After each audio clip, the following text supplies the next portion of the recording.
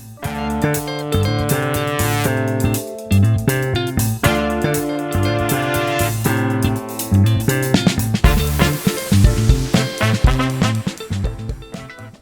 there and welcome back.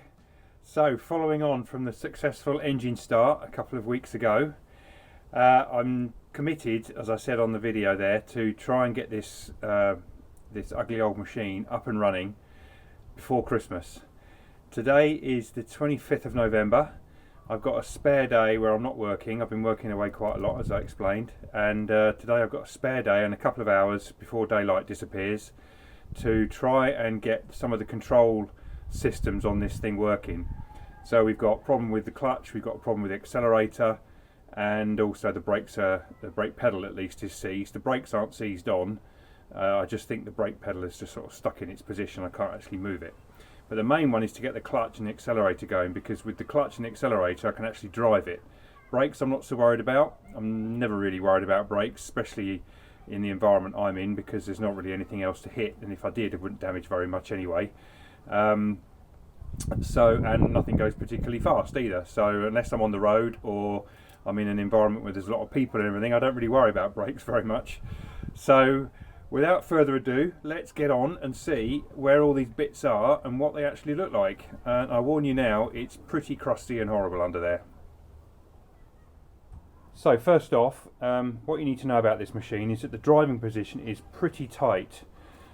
My span of my hand is 10 inches across. I've got quite big hands, so if I do that you can see that we've probably got just less than 2 feet, something like that, 20 inches between the back of the seat and the bottom of the steering wheel there.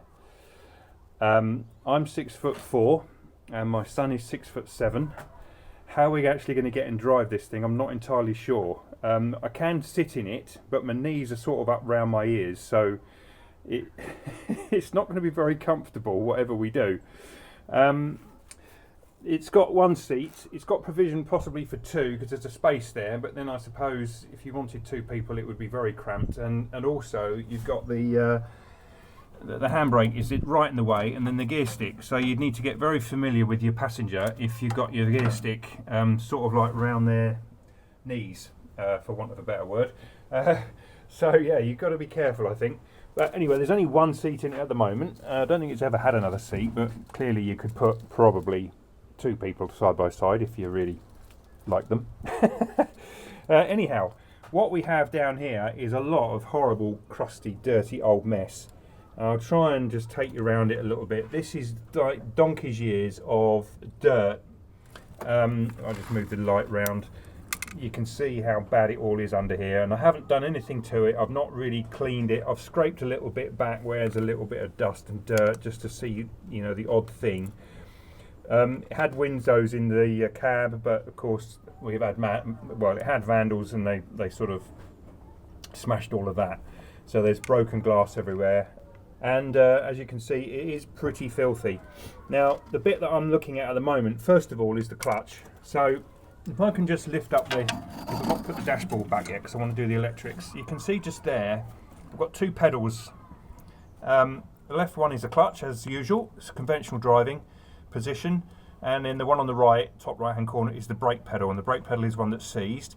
The clutch does move, but the problem with the clutch is just down there. If I can just get my hand in without the light, there's the clevis for the clutch, and it moves, but you can see there's nothing attached to it. And the other end of it is, there's the cable just here, and it's broken off, and it's because the cable has seized up. Now I've got to get the cable off, which is not a problem because it's a nut here and a nut on the other side to undo it, and I'm hoping that I can get that undone with a little bit of heat. And then it goes down on the other side. If I take the light round as I go, down there's a lever, and if you can see there, just on the bottom of the screen there, you can see the other end of the cable coming out of the bracket there. And what I've got to do is undo the nut there to get it off the bracket, and somehow I've got to undo the actual loop which is round the clutch lever itself, because the clutch is sort of looks like it's designed, it's meant to be for a rod and clevis. The actual lever, when I get it off you'll probably be able to see better, but as it looks right now, you can sort of see that there's a loop. The cable is looped round through the hole in the lever, and then it's double back on itself with a cable clamp. Now I suspect I won't be able to get that cable clamp undone. I'm going to have a go, but if not, I'll probably cut it and get 2 new ones when I put it back together again. But you can also see that I've got quite a lot of spare cable there, so where it's broken at the pedal end, I'm hoping I can do something with it and maybe braze it back in to the clevis. Might be a little bit of engineering work needed to do it, but as long as it holds, I'm not sure I could actually weld it. I think it'll have to be brazed, but it really depends on what it's made of. I might be able to put a blob of weld on the end for the clevis, so we'll have to get it off to see. So if you can see down there, it's not very easy to see. When I get it off, you'll be able to see the end of the clevis there. It's got a little hole in it. I'm hoping I'll be able to drill down there and maybe get some braze on it, but we'll see how we go. Now the other thing that's a problem is this here, which is the accelerator pedal. It's basically a big piece of bent flat steel which pivots here, and it pivots on a sort of like a bell crank at the back, and then there's a cable is attached to that. And I'm happy to report that the cable, if I can get round and show you, it's not very easy to show on here because it's so tight. As I said already, just there where my finger is, there, you can just about see it. If I can just move it a little bit, you can just see. Let's get the light on it so you can see it better.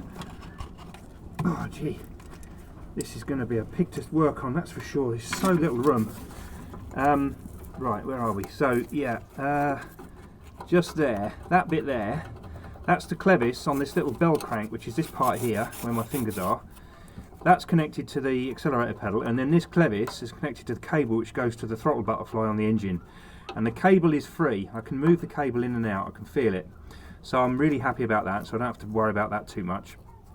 But I've got to basically probably free off this bell crank pivot here, so this moves, because I think that's seized. And then I've also got to free off this pivot down here, because this is the one that the pivot that the accelerator pedal pivots on. So I think that'll probably be fairly easy. A little bit of penetrant and a little bit of persuasion with a small hammer may be able to get that, or a lever just to get that freed off a little bit. And I'm hoping that that won't actually take too much. So I'm going to have a go with that and see what happens. And then of course we've got the brake pedal here, but that is absolutely solid in that pivot down underneath. That's solid there, so I'm not worried about that too much today. Mainly more bothered about getting the clutch and clutch cable off and the accelerator pedal free. You might be able to see, I don't know if you can, no, it's not very clear. Let me come up the top here. If you look down at the bottom below the brake pedal pad itself, there's a rod that goes into the lever, and there's a pinch bolt on the top of the lever there, which means you can adjust the height of those pedals. So that gives us a little bit more room for your legs and your feet. Same on the brake pedal. If you just see there, you can see that it's, you know, it's adjustable definitely, but how much we're going to get is anyone's guess. I'm not going to know that until it's all free and I can actually move everything, and of course I've got the dash panel back in. So I've got a few things to do. I'm going to start off with the accelerator just here and see if I can get that freed off, and then maybe go from there.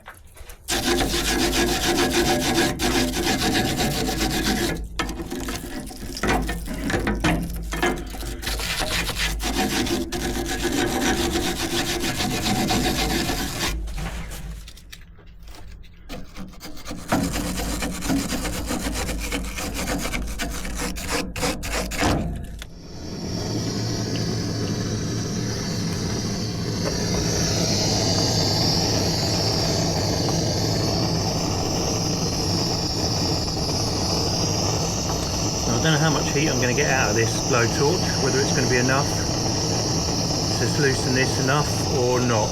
We'll have to see. Yeah, it could be just nowhere near, and of course it might come from the other side anyway. But I don't want to go mad, but I don't want to melt anything, plastic or rubber or anything. I've got a battery cable close by. I don't want to damage if I can help it. I mean, I can put a new one in if I have to. I just want to get it warmed up enough to see if I can actually move the pivot and maybe, I don't think it's actually attached to the little bell crank at the back. I think it pushes on a pad. Can't really see very well, as you can, as I've said already, and you can probably tell this is pretty tight in here and not really conducive for good filming. So I do apologise if you can't see very much, but hey, it makes for a bit of entertainment, I suppose. So we'll persevere and see how we get on. So I'll just give it a little bit more heat here. Just try and just loosen the rust a little tiny bit.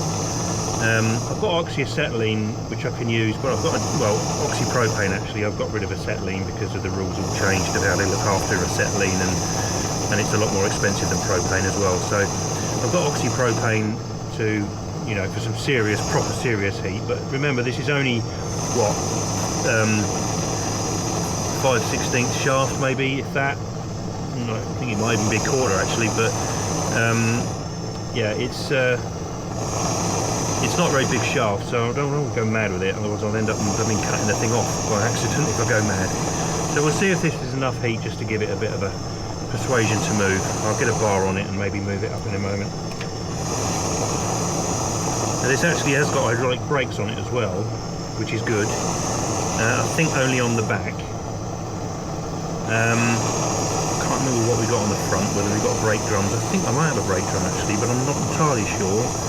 It's got four-wheel brakes, as in brakes on the front and the back. I can't remember. I think it might have, because I can see a pipe going towards the front, but that might be coming from the reservoir actually, which is under the bonnet. Anyway, brakes for another day, as I said earlier. Not too worried about brakes. Let's just get a bit of a bar on this and see if I can shift it.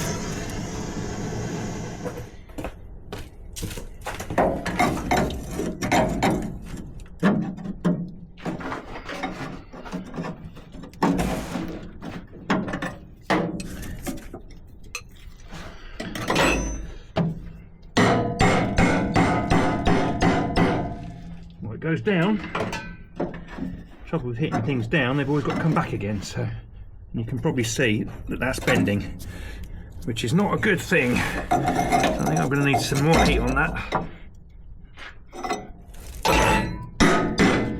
Oh, hang on a minute. I think maybe we are. Let's give it some jollop.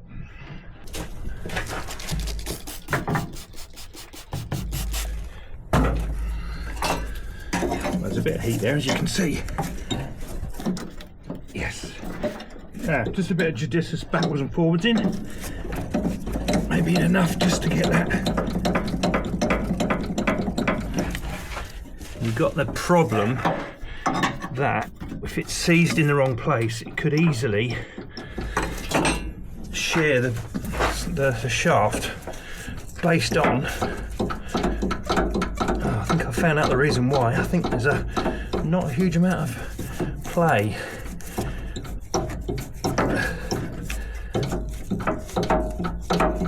There we go. Right, that's looking a little bit more promising.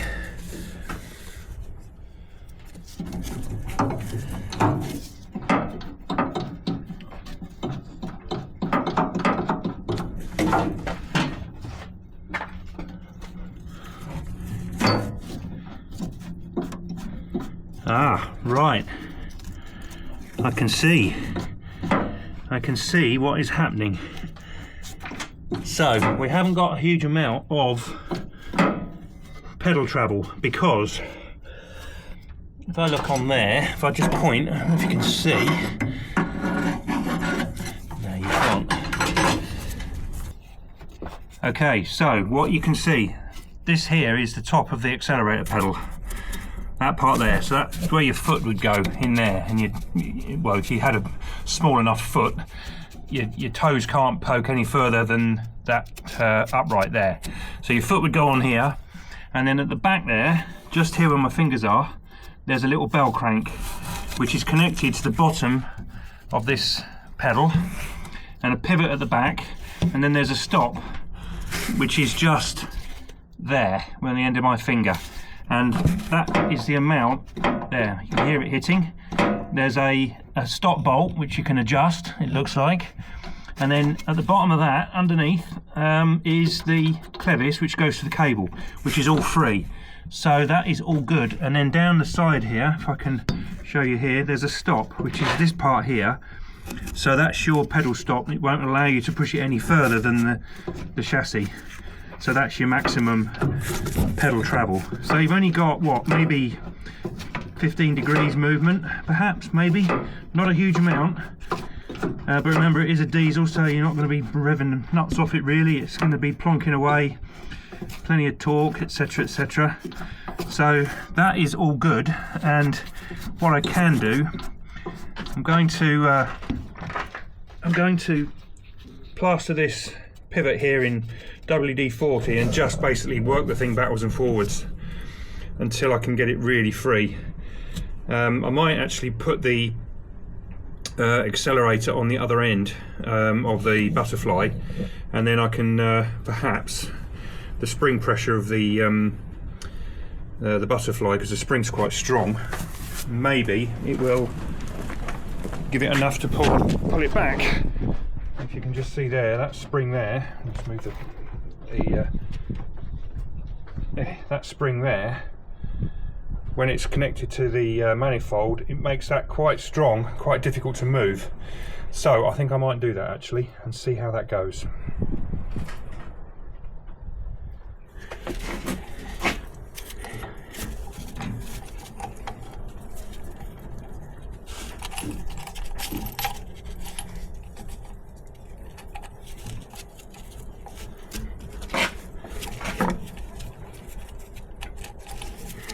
So what we've got is the throttle control rod comes up here from the accelerator pedal, and it sits a little ferrule and the bulkhead, and out the end is another ferrule which goes into the little clevis there on the cable.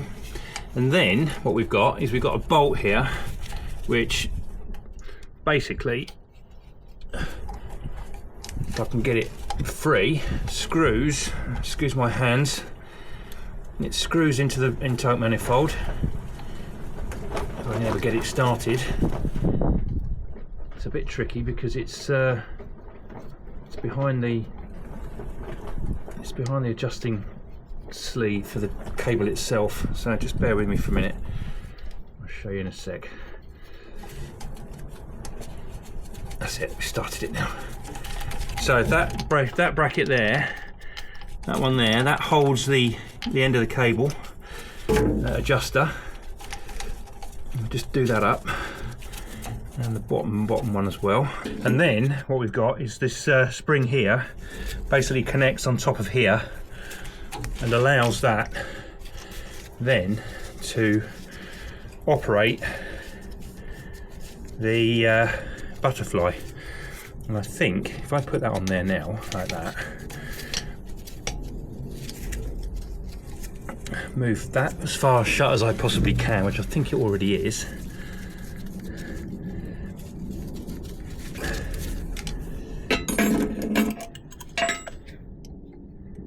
Yep.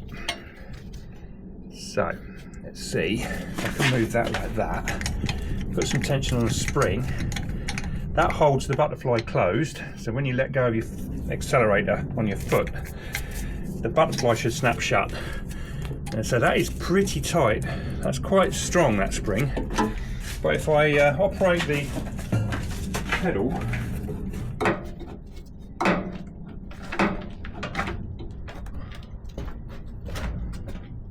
so it's operating the butterfly, but there we go. That makes more sense. Right, let's try again.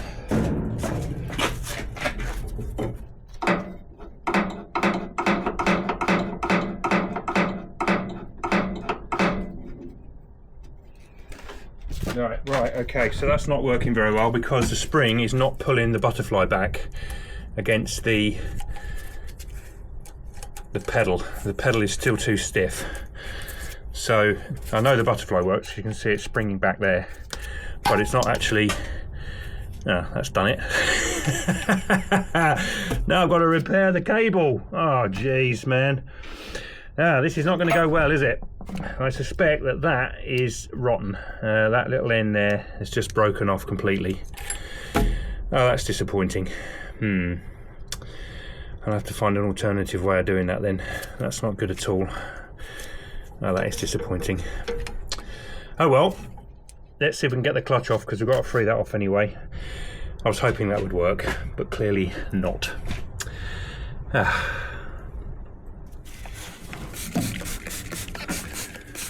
I've just sprayed some more WD-40 on the bell crank, and that, as you can see, is now much freer to move.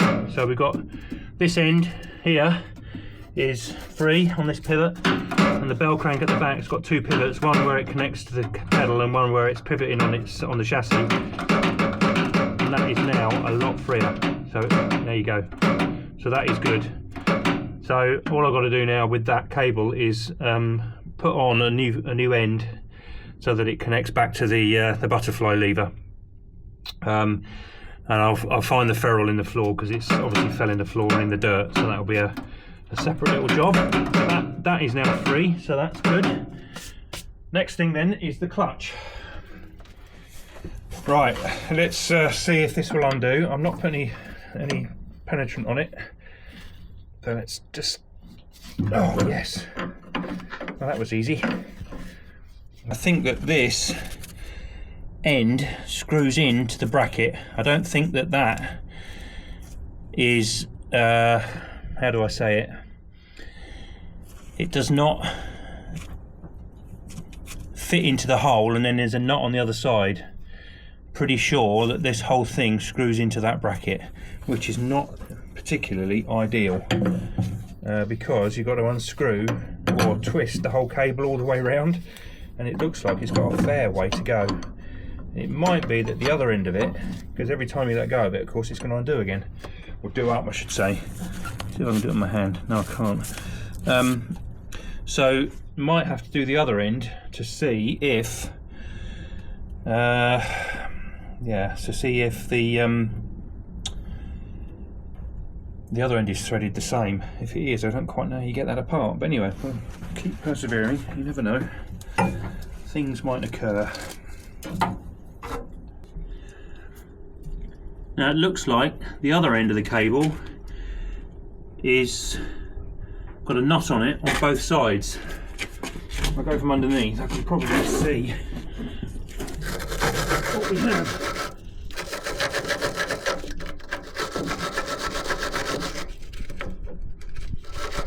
Or if it hasn't, then it's got some kind of flange up against it.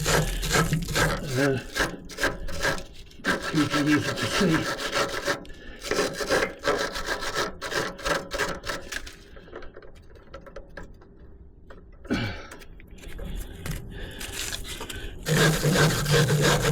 Yeah.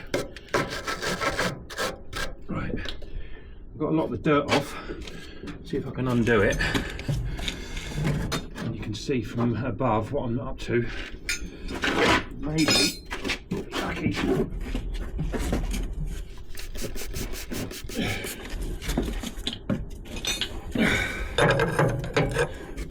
Right spanner.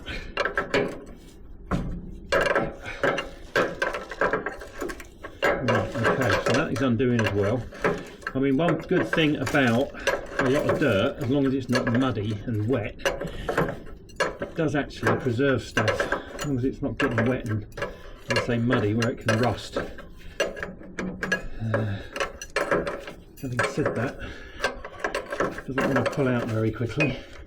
So I don't know if that screws in there as well. If it does, I'm in trouble. No, it doesn't. There we go. Look at that. But we've got to undo it at this end. So the cable is up against the shoulder on a bracket with a nut securing it there. And then we've got to pull this right out so we can unscrew the cable as a whole piece at the pedal end. And that's actually not so bad. But the next problem is getting this little cable clamp sorted. And the other thing is does the clutch actually move? If I can get my spanner in there and use that as a lever, I might be able to find out.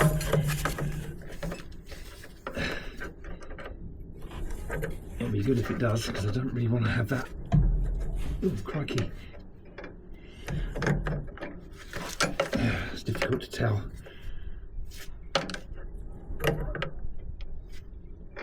There's no reason why the clutch shouldn't move. Having said that, I mean, the shaft is definitely free. You can just about see that happening. I can't get the leverage on it to actually pull the clutch on at all. I'm going to have to have a pretty strong, I think it probably will go, but you're going to have a pretty strong cable there to try and pull that on, I reckon, that clutch.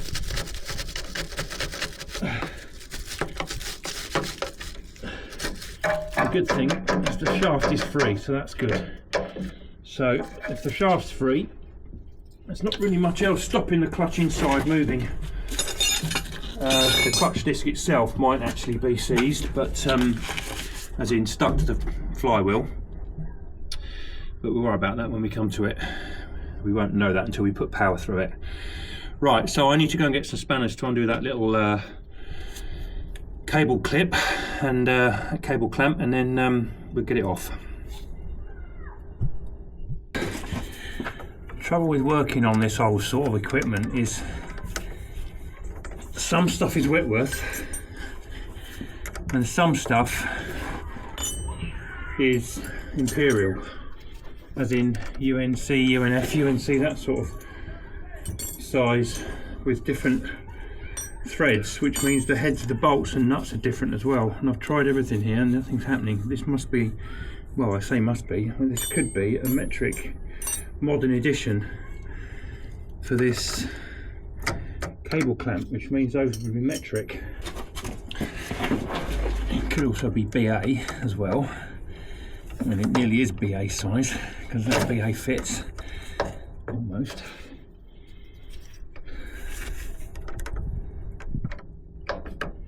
There you go, it's 7mm. That's why nothing else would fit, because it's metric, and that is a modern cable clamp. 7mm across flats on the nut. But the positive is I've got a 7mm. In fact, there's two positives. I've got a 7mm and it's undoing, so I haven't got to cut it off or destroy it. Even though it's not period correct, of course. You could very easily, given the fact that this clutch is a huge clutch, actually, it probably takes quite a lot of force to pull it, and I suspect that the cable has been replaced more than once. You can do the other one, and that's undoing as well. So that is fantastic news. I haven't got to cut about and mess around undoing it. So that's good. Alright, let's get this off and get the cable off. And then I think what I'll do, because I'm starting to lose some light now, it's getting towards the end of the afternoon. Being November, of course, it starts to get dark at 4ish. We're not far off that now. I think I'll probably just bell out a few cables to see if the starter and the heater are actually still connected and are still good, and see if they actually do work, so that I can see if I can get some of the electrics back up and running from the cab, because I want to be able to operate everything from the cab if at all possible, and that'd be good to know, and then get ahead of myself so I know where I am or where I sit with things. And I can put this clutch cable in some diesel, or maybe give it some heat perhaps along its length, and just see if I can get it to free off, and then perhaps solder the clevis back where it should be, or maybe braze it or something like that. Now, nearly there, but not quite. It's coming off now. Okay. Oh, dropped a nut.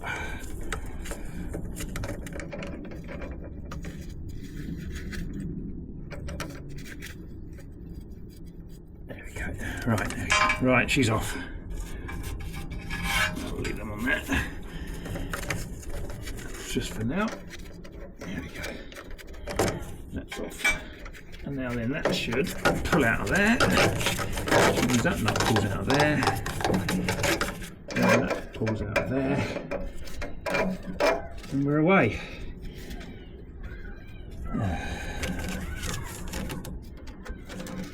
Screw that back on there so we don't lose it. I hate these flaming gloves. They do nothing but tear and rip. I can't normally work with gloves. I've worked all my life without, but of course back in the day when we didn't use gloves, the risks of oil and grease and contamination of the skin weren't hugely well understood by your lowly mechanic. So we just got our hands dirty.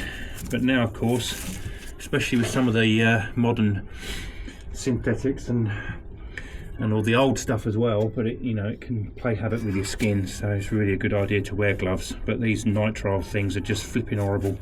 I wear double gloves so that when they rip I've still got one underneath if I can. And eventually what happens is I get fed up with wearing them and take them off, and then I've got no gloves on at all. Anyhow, that's the cable out. Let's get it out the other end. Right, so if I somehow get the let me find the spanner I need. So undo that again. That's already loose. So that's loose, but what I've got to do is I've got to twist this cable, which isn't hugely easy, because I've got to make it so I can get myself sorted out. So I've pulled the cable right through. Give the light back, there we go. Right, somehow I've got to be able to give myself enough room to get this cable so I can turn it and screw it out of that bracket. So this may take a while, so I'll bring you back.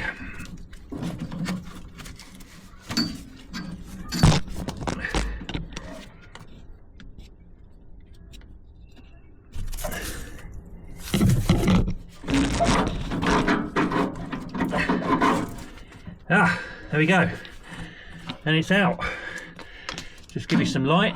There we are, there's the end, which is screwed into there. There is a thread in that bracket, and that is a right pain, but I suppose you put it in that end and then you just adjust it at the other end. But it's out, the cable is out, so that now needs to be taken to the garage, chucked in some diesel, let that soak for a few days, and then we'll see if we can get it free. Next thing is to take the clevis off, and that's just a simple split pin and clevis pin, so let me get on with that.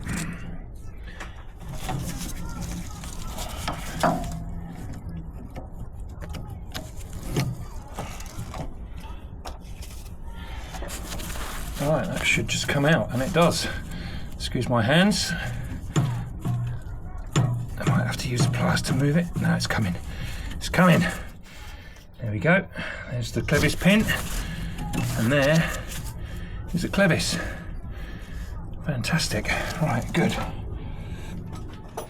So I think what I can actually do, because this cable is actually free inside the sheathing, so I'm happy that that can move. I'll just lubricate that. But I think what I can actually do is I can drill this so that there's a hole all the way through, put this down it, this cable here, and braze it on the end inside, and that'll keep it hold. And then I can also crimp, because I think the original one is crimped in this little sleeve here, and crimp that on, and that should hold that. So that'll be a workshop job, but it's free, so that's really important. So, of course, all of this means that I'm getting slowly closer to being able to operate this machine from the cab. Start it, heat the engine, start the engine, operate the clutch, operate the accelerator, but we've got a fair way to go yet. It's come to the end of the day now. You can probably see over my shoulder, looking west, the sun has set. It's been a nice day today, actually. We've just got through a pretty nasty storm in the UK. It's caused a heck of a lot of problems with flooding. Luckily, we've done okay here. I've still got the barnies intact, so I'm happy that that's still there, because sometimes when we have a big gale, I do wonder when I come here whether the roof is going to be missing or not, but luckily we got away with it this time. And you can see just on dusk now, and it's pretty dark inside, and a beautiful sunset over behind me, actually. Beautiful blue sky, or dark blue sky, and yeah, end of the day. So can't do any more today. glad we've got the clutch cable off, glad we've got the accelerator pedal unfreed and moving. Got to sort out the little cable end, that's not a problem. Get the clutch cable sorted, make sure the clutch is free to move, because I think that's probably why it's broken now. I thought the cable had seized up, but I think the cable is okay because it's moving in the sheath, but I think the clutch might be seized, which is why it took so much force to move it, and then of course the end broke. So yeah, we've got to look into that a little bit deeper. So I've got a few days coming up to Christmas where I'm not working, so hopefully I'll have the time and I'll be able to get on it and we'll be able to shift this thing around under its own power. So not far away. Thanks for watching, thanks for tuning in. Please comment if you wish to comment, share the video to your friends if they're interested in kit like this and stuff that we do. And if you're not subscribed already, please chuck a subscription on there. It doesn't cost you anything. And if you like the video, please sure to hit the thumbs up button. And everything helps with our little algorithms that we need for YouTube to get us out there and get us on the system so that people see us and see what we're doing. So thanks very much for watching, and take care, and I'll catch you on the next one. Bye for now.